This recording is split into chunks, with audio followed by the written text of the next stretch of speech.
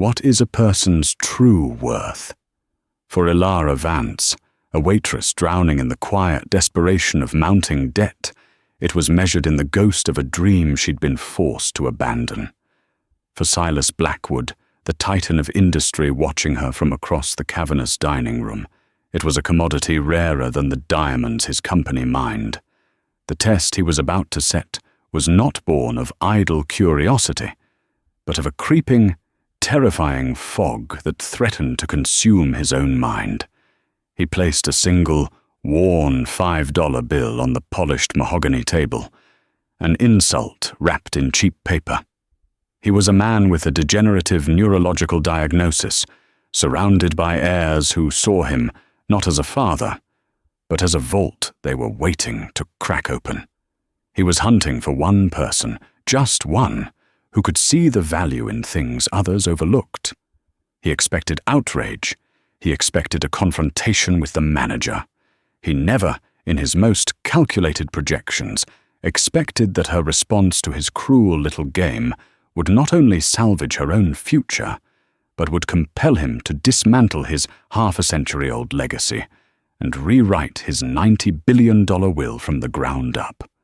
The crystal glasses at l'Orangerie were so fine they seemed to hum with the city's ambition. The restaurant, a hushed cathedral of gastronomy perched atop a skyscraper overlooking Central Park, was less a place to eat and more a place to perform power. The air smelled of money, truffles, and unspoken agreements. Tonight, the prime table, a secluded alcove known as the Perch, was occupied by Silas Blackwood and his two children, Preston and Victoria. Silas Blackwood was a man who had sold the world its own reflection. Blackwood Industries didn't just mine rare earth minerals. They had perfected the polishing process for the lenses in every major satellite and telescope. He owned the means by which humanity saw the stars and, more profitably, how it saw itself on 1 billion screens. He was worth an estimated $90 billion. He was also, according to a terrifyingly precise diagnosis from a team of specialists he'd flown in from Zurich, losing his mind. Not all at once, but in small, insidious increments, a condition called corticobasal degeneration. It was a thief, stealing memories, motor skills, and most cruelly, his judgment. Across from him, Preston, 40, wore a watch that cost more than a 4-year Ivy League education. He was pontificating about a recent acquisition, a smaller tech firm he'd gutted for its patents. "We bled them dry, Father," Preston boomed, his voice echoing slightly in the alcove. "Their board folded like a cheap suit. They never saw us coming." Silas knew the truth. Preston hadn't masterminded the takeover. He had merely been the bludgeon, while the company's actual strategists had done the delicate work. "Oh, Preston, you make it sound so violent," Victoria purred. She was 44, a woman sculpted by surgeons and insulated by privilege. She wore a necklace of Colombian emeralds that seemed to absorb the light around her. "Daddy, he's just so decisive. It's what this company needs." Silas said nothing. He swirled the amber liquid in his glass. Decisive? Preston was a wrecking ball. Victoria was a black widow, weaving webs of flattery. In the 6 weeks since his diagnosis had been confirmed, their feigned concern had become a suffocating performance. They weren't waiting for him to pass on. They were waiting for him to become incompetent. They were vultures circling a lion that was forgetting how to roar. Preston wanted to pivot the company into high-risk, high-yield crypto ventures. Victoria wanted to liquidate the Blackwood Foundation for the arts, his late wife's passion project, and use the capital to launch a luxury lifestyle brand. Neither of them, he knew with a certainty that was as cold and hard as his diamonds, cared a whit for the legacy he had spent a lifetime building. This dinner was a self-inflicted wound, a final, torturous confirmation of his failure as a father. As he listened to them debate which of their vacation homes to sell, A grim resolve solidified in his chest. He would not let these two hollow creatures shatter his life's work. Their waitress approached. Her name tag, pinned neatly to her crisp black uniform, read Elara. She was young, perhaps 25, with the quiet posture of someone trying to take up as little space as possible. But her eyes were a different story. They were old eyes, observant and weary, the eyes of someone who had seen too much and said too little. She moved with an economy of motion that was almost an art form, refreshing water glasses and clearing plates with a silence that made her nearly invisible. To Preston and Victoria, she was invisible. "Get me the wine list," Preston ordered, waving a dismissive hand in her general direction, "and not the domestic garbage." "Of course, sir," Elara replied, her voice a soft murmur. Silas watched her. He was a student of details, the architect of an empire built on noticing the microscopic flaws in a lens. He saw the faint fraying on the cuff of her uniform, expertly mended. He saw the way her gaze didn't just register the room, but scanned it, noting the half-empty glass at a neighboring table, the slight wobble of another. He saw her glance for a fraction of a second at the painting on the far wall, a minor impressionist piece from his own collection, on loan to the restaurant. Her eyes didn't just see a pretty picture, they analyzed the brush strokes, the play of light. It was a look he recognized. It was a look of appraisal. The check arrived 2 hours later, presented in a velvet-lined leather folio. The total was a staggering $2,194.15.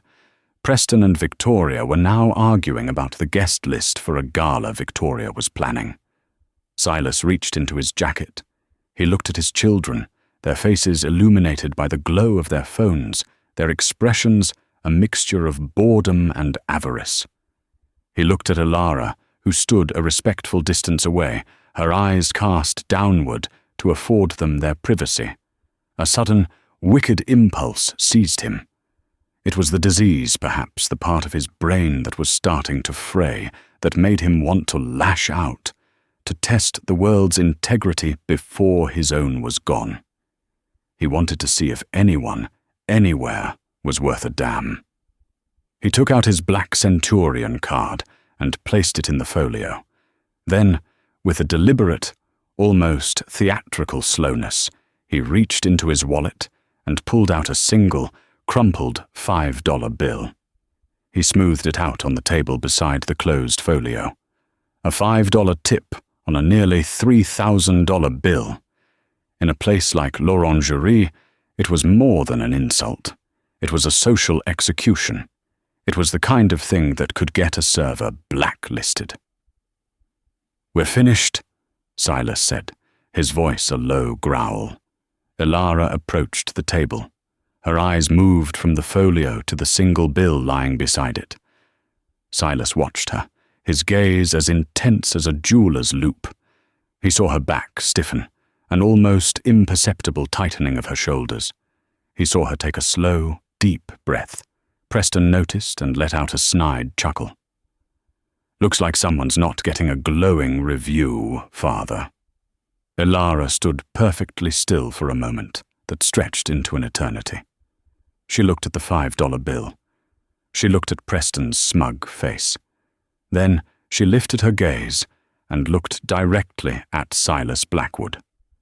She held his stare, and in her eyes he saw no anger, no fear, no humiliation. He saw puzzlement, a deep, analytical curiosity. She picked up the folio and the $5 bill, gave a slight, formal nod, and walked away without a word. "Well, that was anticlimactic," Victoria sighed, checking her reflection in the back of a spoon. "I do hope she doesn't poison your coffee on the way out, Daddy. Shall we?" "No," Silas said, his voice sharp. "We wait."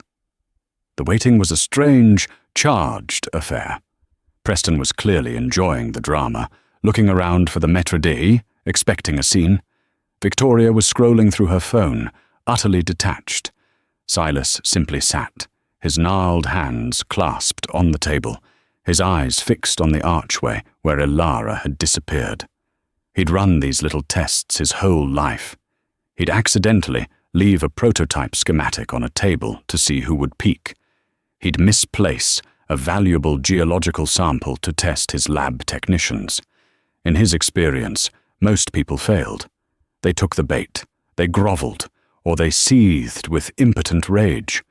He expected Ilara to either return with her manager to complain, process the payment, and slam the receipt down in silent fury, or simply vanish, leaving someone else to close out the table. 3 minutes later, she returned. She walked straight to their table, her steps measured and calm.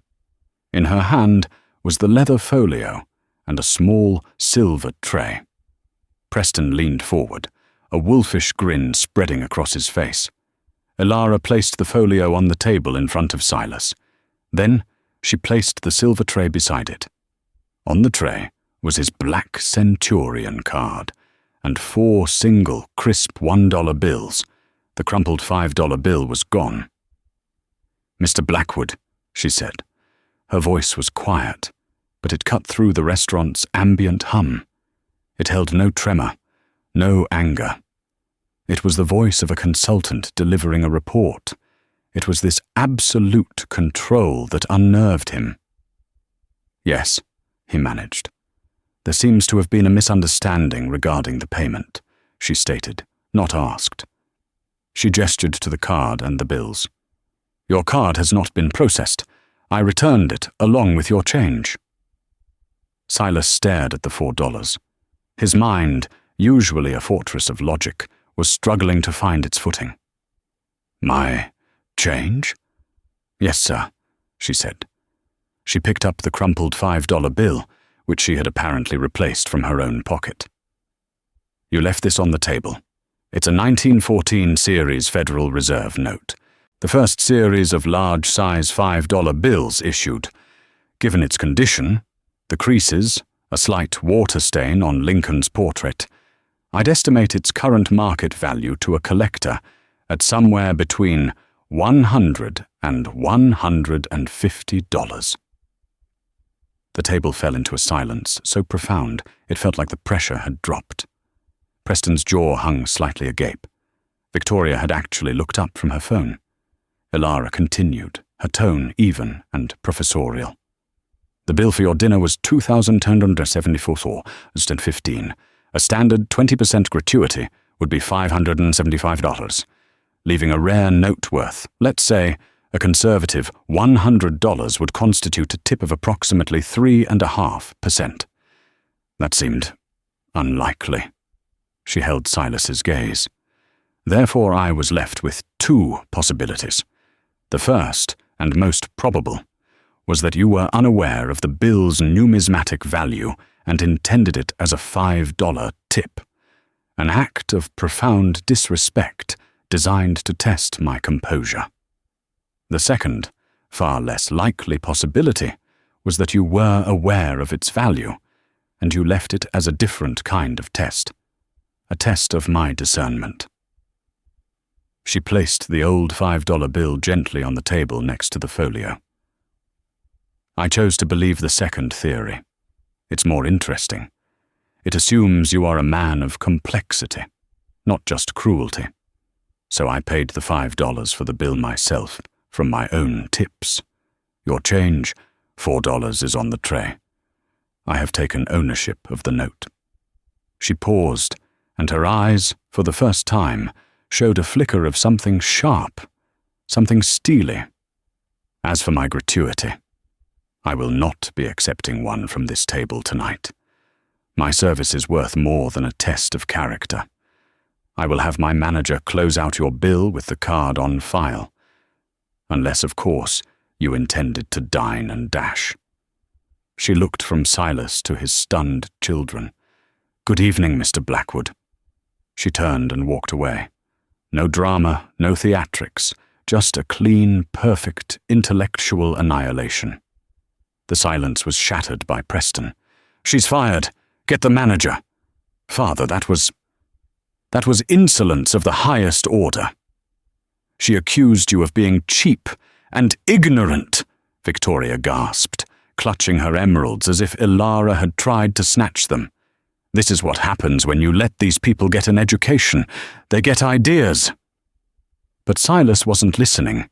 He was staring at the 1914 $5 bill. He had completely forgotten what it was. It had been in his wallet for years, a keepsake from his own father.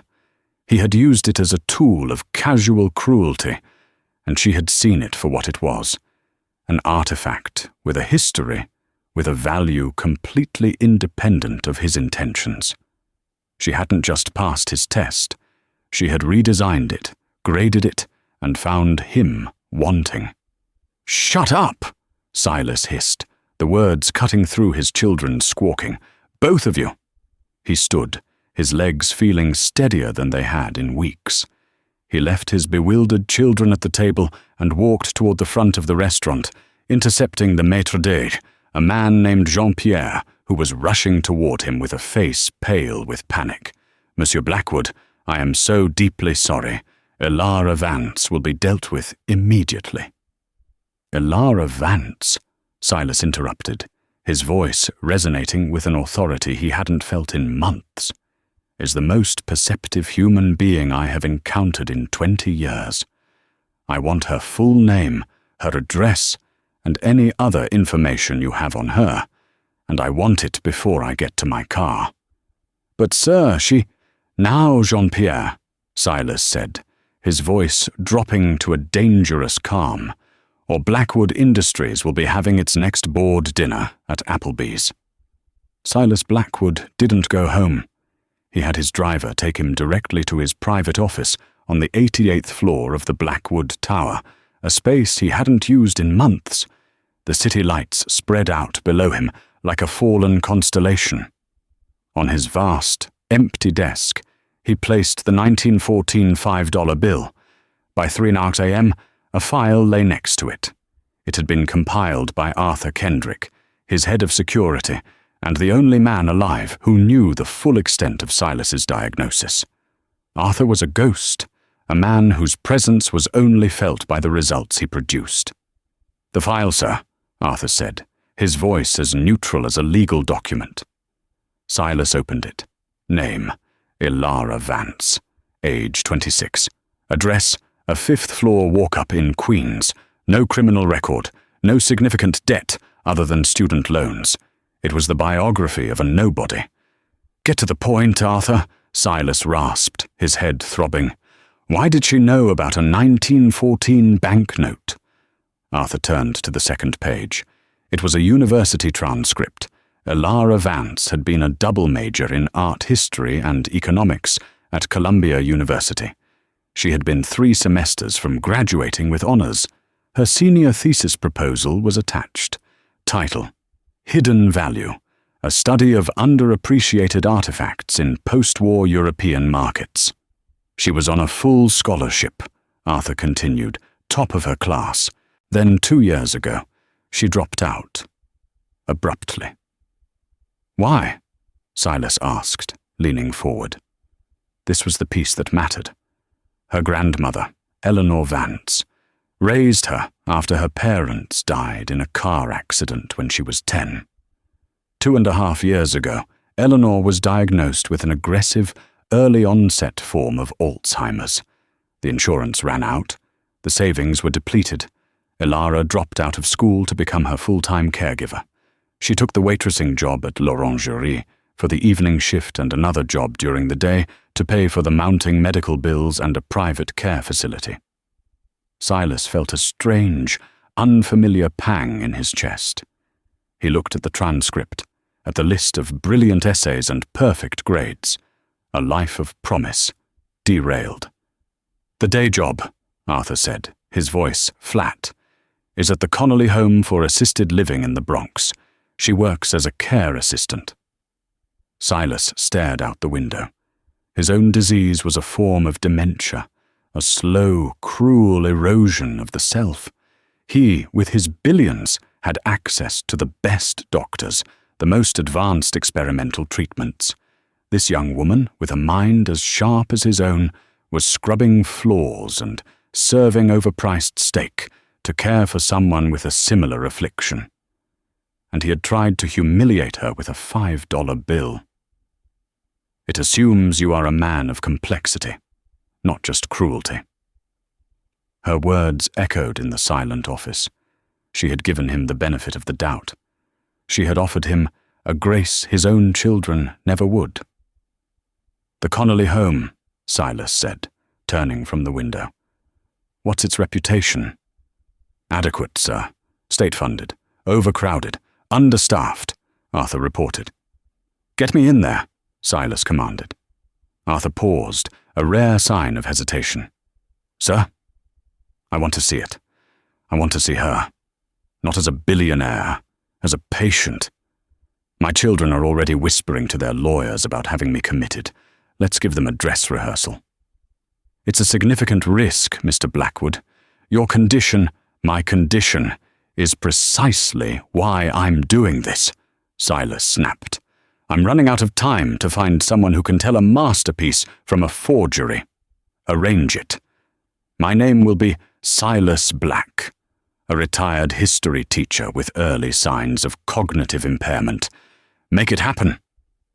The Connolly home for assisted living smelled of ammonia, overcooked peas, and resignation. It was a symphony of beige walls and buzzing fluorescent lights. Silas Blackwood, stripped of his bespoke suit and dressed in a cheap tracksuit and worn slippers procured by Arthur, was now Silas Black. He sat in a vinyl armchair in the common room, a prop book in his lap. Arthur had greased the necessary wheels with a sizable anonymous donation, and Mr. Black was admitted for a trial week. He was just another old man waiting to die, and he had never felt such a potent sense of purpose. For hours he observed the grim ballet of the place. Underpaid nurses with exhausted faces dispensed medication with mechanical efficiency. Residents stared blankly at a game show blaring from a television bolted to the wall. It was a warehouse for the forgotten. At precisely 2:00 p.m., his shift at l'Orangerie having ended late the night before, Elara Vance walked in. She wore simple blue scrubs, her hair tied back, her face devoid of makeup. She looked tired, but her presence seemed to change the room's atmosphere. She didn't walk.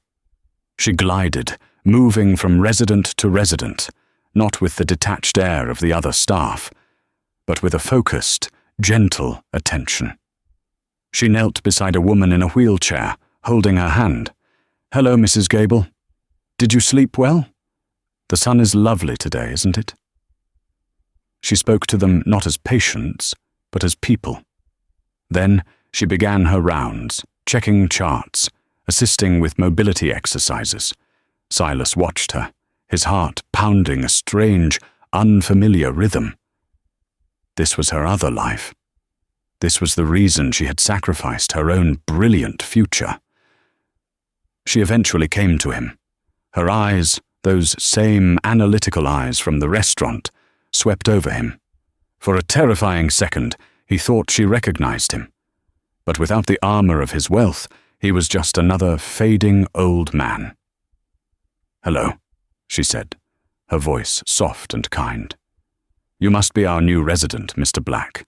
I'm Elara. It's a pleasure to meet you." "Silas," he croaked, playing his part. "Silas," she repeated with a warm smile. "I'm just here to do a quick intake assessment. Make sure you're settling in okay. Is there anything you need?"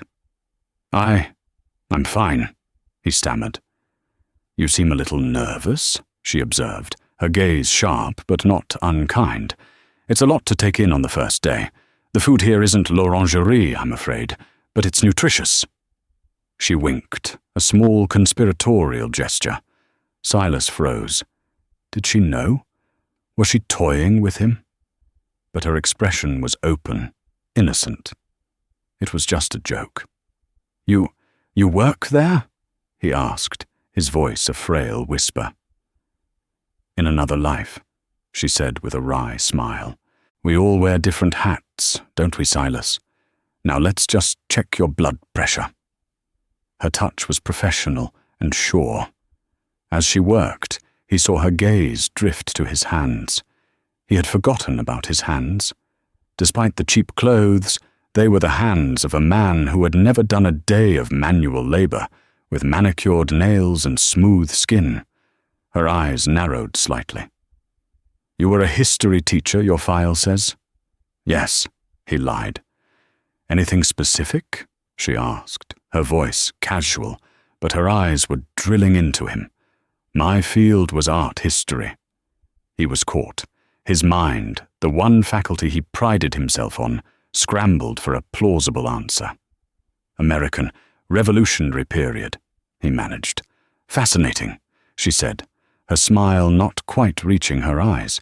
She finished with his vitals and made a note on his chart. Well, everything looks stable. Try to rest up. I'll be back to check on you before my shift ends. She left. Silas's blood ran cold. She knew, or she suspected. He had underestimated her again. His test had been clumsy, and she had seen the cracks in his performance immediately. An hour later, a commotion erupted down the hall. A nurse was yelling. Alarms were beeping. Ilara sprinted past Silas's room toward the noise. Silas, his curiosity overriding his caution, slowly followed, shuffling in his slippers. He peered into the room. A resident, an elderly man, was on the floor. The head nurse, a harried woman named Brenda, was barking orders. He just collapsed. Probably another heart attack. Get the defibrillator. Wait! Ilara's voice cut through the panic. She was kneeling beside the man, her fingers on his wrist, her eyes scanning his face. Look at his pupils. They're pinpoint. His breathing is shallow. His skin is clammy. This isn't a cardiac event. She looked at his bedside table. What did you just give him? His usual afternoon meds, Brenda snapped. Oxycodone for his arthritis pain, and his beta blocker. Ilara's eyes widened in horror. She looked at the man's chart, then back at the nurse. His chart says he was prescribed a new antidepressant this morning, an MAOI inhibitor. You can't take oxycodone with an MAOI. It causes serotonin syndrome. You're flooding his brain with it. You're killing him. The room went silent. Brenda's face drained of color. Ilara was already issuing commands with the authority of a chief of surgery. Get me a naloxone kit now, and call 911. Tell them we have a suspected severe serotonin toxicity event. Move! Silas watched, rooted to the spot, as this young waitress, this care assistant, took complete command of a medical emergency, her knowledge and decisiveness overriding the certified nurse's panicked incompetence. She had saved the man's life, not through luck, but through observation, knowledge, and the courage to speak up. Later that evening, after the man had been stabilized and taken to the hospital, Ilara found Silas sitting in the common room. The facility was buzzing with the incident, with administrators conducting interviews. She sat down opposite him, her face grim. She was holding his admission file. The American Revolutionary period, she said, her voice low and devoid of its earlier warmth.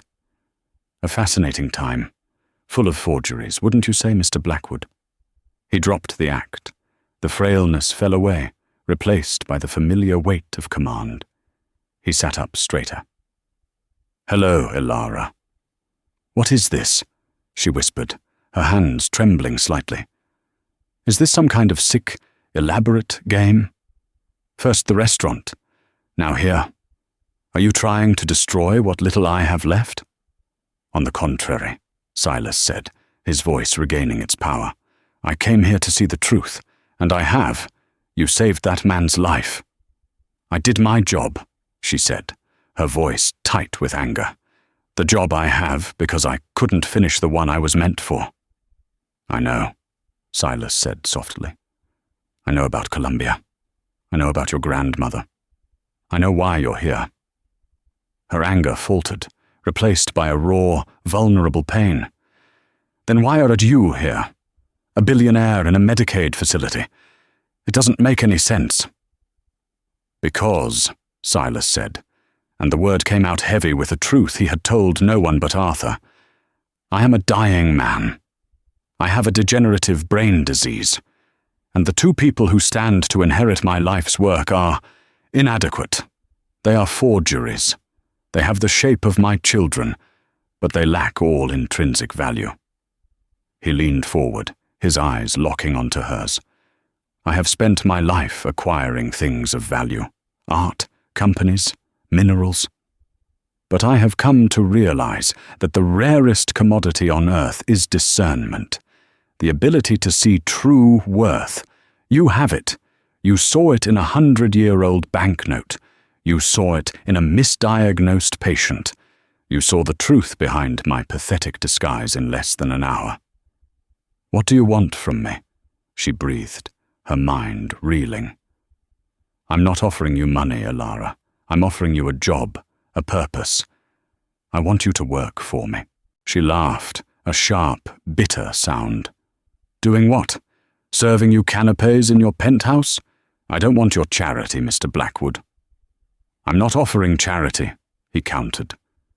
I am offering you a weapon. I want to train you. I want to teach you everything I know about my company, my finances, my enemies.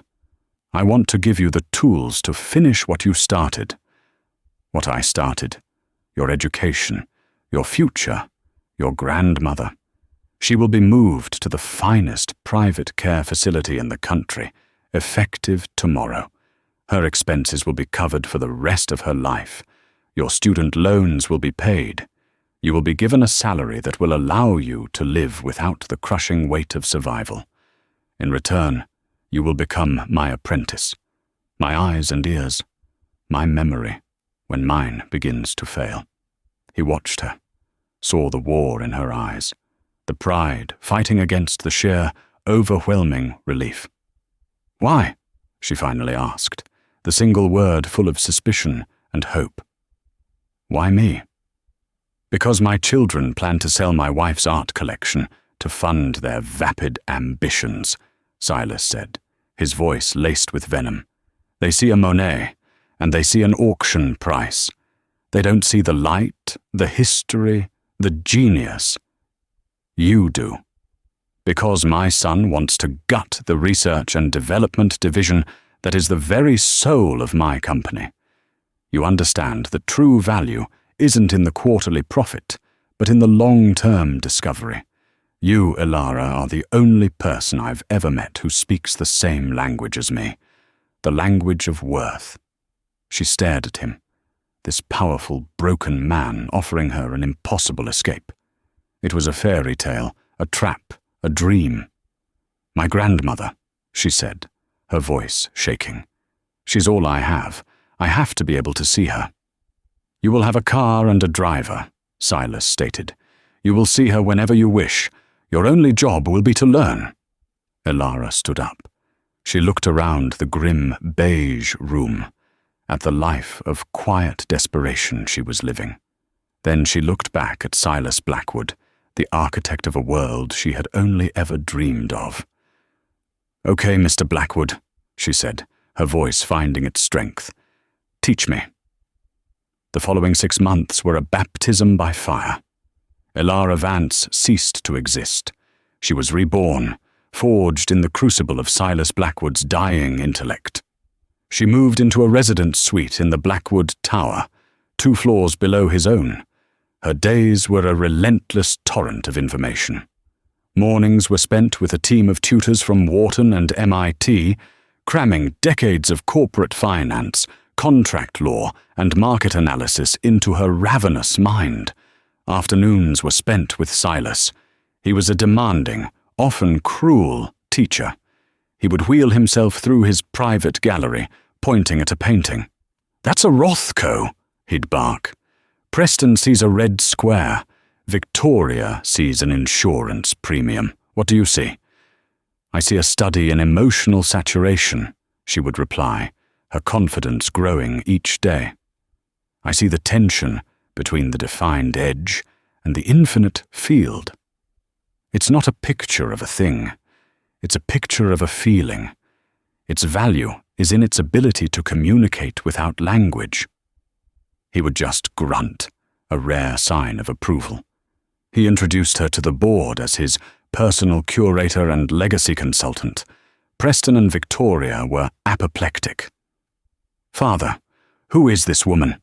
Preston demanded during one tense video conference. "Why is a glorified decorator privy to our company's strategic planning?" "Miss Vance is here," Silas said, his speech slightly slurred but his eyes as sharp as ever. "To ensure that your strategic planning doesn't involve selling a Rembrandt to fund a nightclub. She is the guardian of the company's soul, something you two wouldn't recognize if it was listed on the stock exchange." The children treated her with open contempt, referring to her as the help, or Daddy's little project. But Elara ignored them. She was a sponge, absorbing everything. Silas taught her not just business, but the business of people. He showed her the company's hidden ledgers, the secret alliances, the skeletons in every closet. "Every corporation is a living thing," he told her one night, his voice weak as they sat in. The silence that followed Mr. Abernathy's final declaration was not empty. It was a physical presence, a dense, heavy element that seemed to suck all the sound from the marble and dark wood of the boardroom. It was the sound of a $90 billion world grinding to a halt, its gears seizing, its axis shifting beneath the weight of a single, impossible revelation. Elara felt it in her bones, a low-frequency hum that vibrated up from the soles of her simple leather pumps. She had expected shouting, chaos. She had not anticipated this vacuum, this collective suspension of belief. Preston Blackwood was the first to break. His face, which had cycled through smugness, confusion, and disbelief, finally settled on a shade of mottled purple, the color of a bruised plum. The laugh that had escaped him moments before was a ghost on his lips, now contorted into a snarl of pure, primal fury. "No," he breathed, the word a puff of steam in the refrigerated air. Then it became a roar. "No, it's a trick, a fraud. She manipulated him." The old man was senile. His mind was gone. This waitress, this parasite, she wormed her way in and poisoned him against his own family. He lunged, not at Elara, but at the easel, his intent clear, to shatter the canvas, to destroy the proof, to erase the very existence of the value he had failed to see. But he never reached it. Arthur Kendrick, who had been standing as still as a statue carved from granite, moved with a speed that was utterly at odds with his quiet demeanor. He didn't strike Preston. He didn't restrain him. He simply stepped into his path, a human wall, and Preston crashed against him with a sickening thud of expensive wool against immovable loyalty. "I wouldn't do that, Mr. Blackwood," Arthur said, his voice as calm and flat as a frozen lake. It was the very lack of emotion that made it so terrifying. Victoria's reaction was quieter, yet somehow more dramatic. She didn't faint. Fainting was for heroines in Victorian novels. Victoria, a creature of pure transactional narcissism, did something far more telling. She looked at Elara, her eyes wide, not with shock, but with a sudden, horrifying calculation. She was re-evaluating. The waitress was no longer an insect to be swatted away. She was a variable, a power player who had just seized the entire board. The emeralds around her neck seemed to dim as she paled, her carefully constructed world of privilege and expectation dissolving before her eyes. She put a hand to her temple, a single, perfectly manicured tremor betraying the panic beneath. "The lawyers," she whispered. The words meant only for Preston, but they carried in the tomb-like silence. "We'll bury her. We'll prove he was incompetent. Ilara watched them, a strange, cold calm settling in her veins. This was what Silas had prepared her for. He had not just taught her finance and art history. He had taught her the anatomy of greed. He had shown her the X-rays of his children's souls, and they were exactly as hollow as he had predicted. Her heart was not pounding with triumph. It was beating with the slow, steady rhythm of a surgeon about to make the first incision. She turned her attention from the sputtering rage of the siblings to the real power in the room, the board of directors. 10 men and 2 women, their faces ossified masks of corporate stoicism. They were the true guardians of the empire, the high priests of the bottom line. They were not swayed by sentiment or bloodlines. They were moved by power, stability, and profit. And right now, they were looking at her as if she were an alien species that had just materialized at their table. "Mr. Abernathy," Ilara said, her voice cutting through the tension, clear and measured. "The charter amendment is legally sound, verified and notarized, I presume?" The old lawyer, who seemed to be enjoying the chaos with a grim satisfaction, nodded. "Ironclad, Ms. Vance. Signed by Mr. Blackwood a month ago, with a full psychiatric evaluation confirming his soundness of mind attached as an addendum." He anticipated this reaction.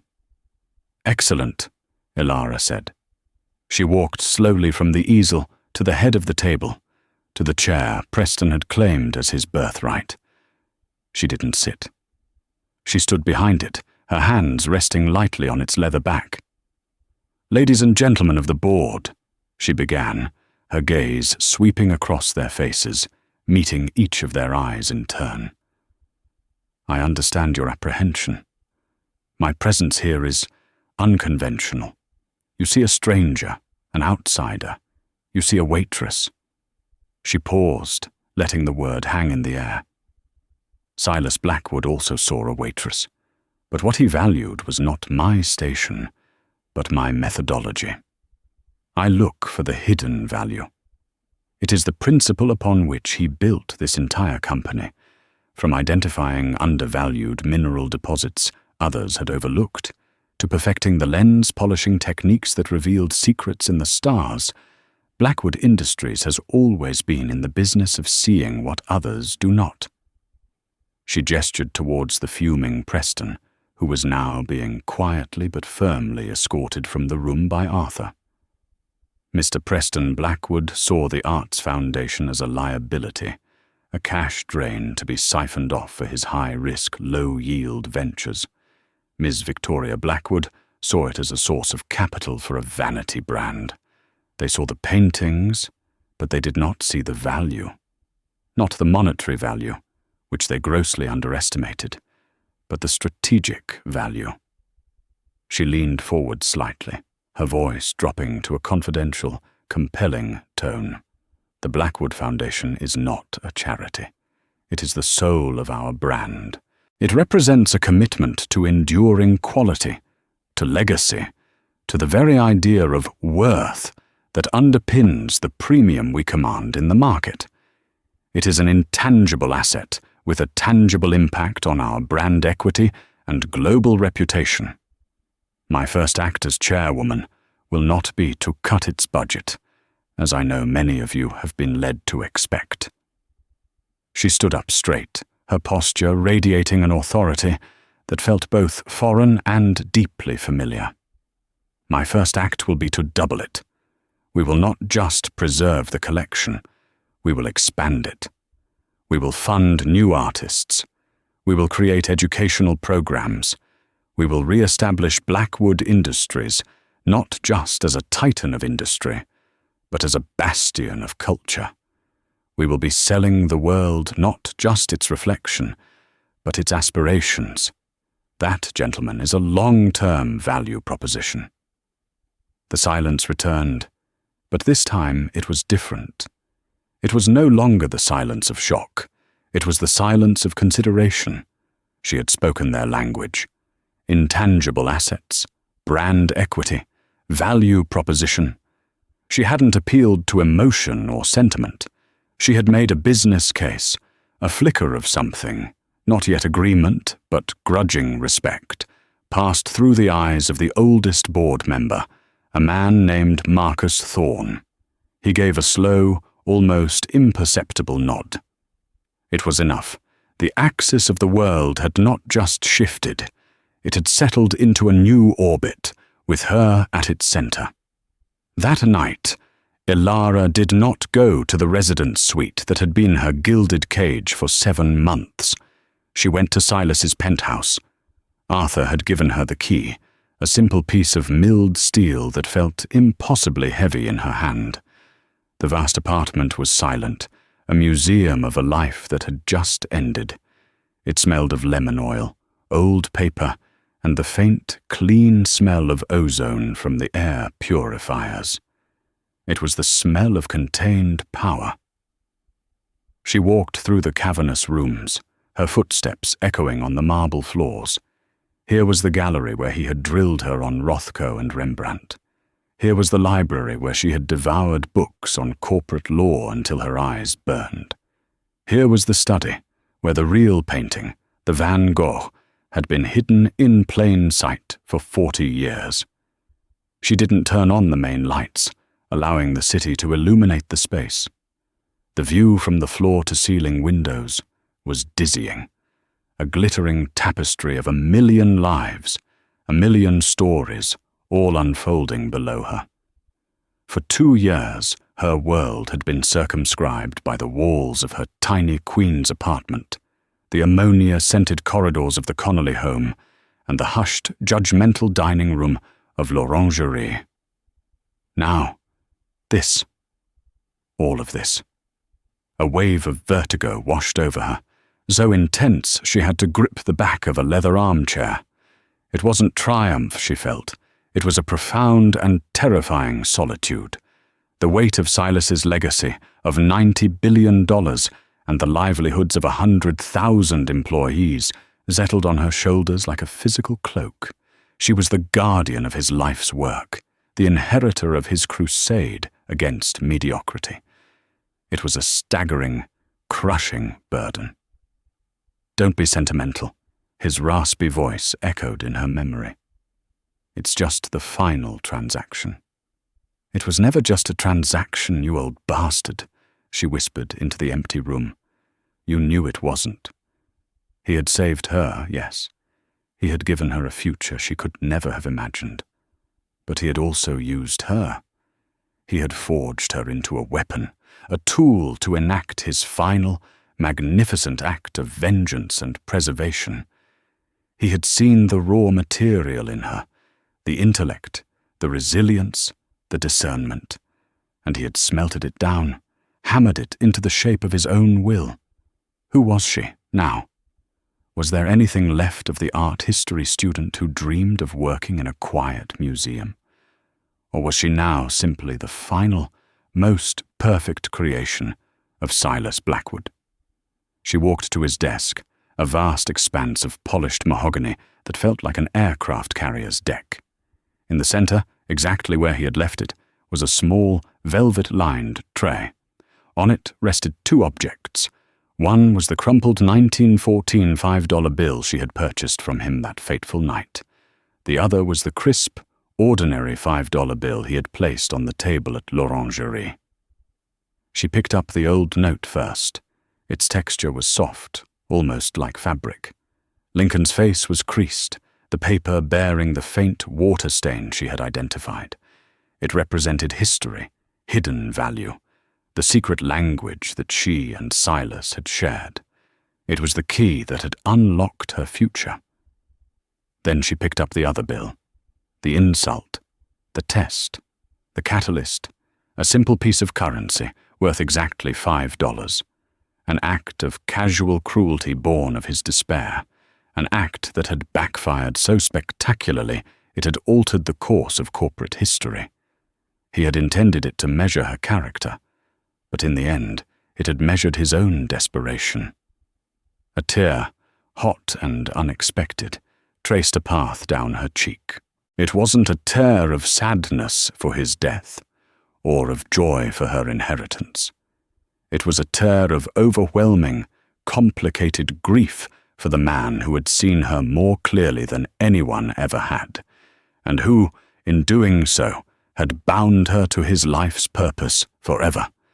She was free from debt, from the quiet desperation of her former life, but she was now indentured to a legacy.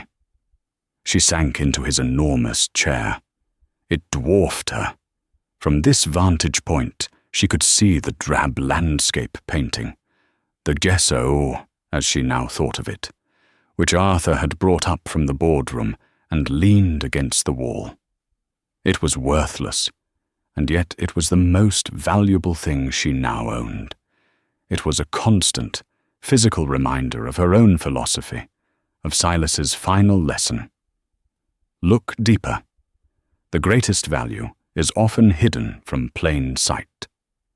She stayed there for hours, watching the city lights blink and shimmer, until the first grey fingers of dawn began to probe the edges of the sky. The vertigo subsided, replaced by a cold, clear resolve. She was not Silas Blackwood's creation.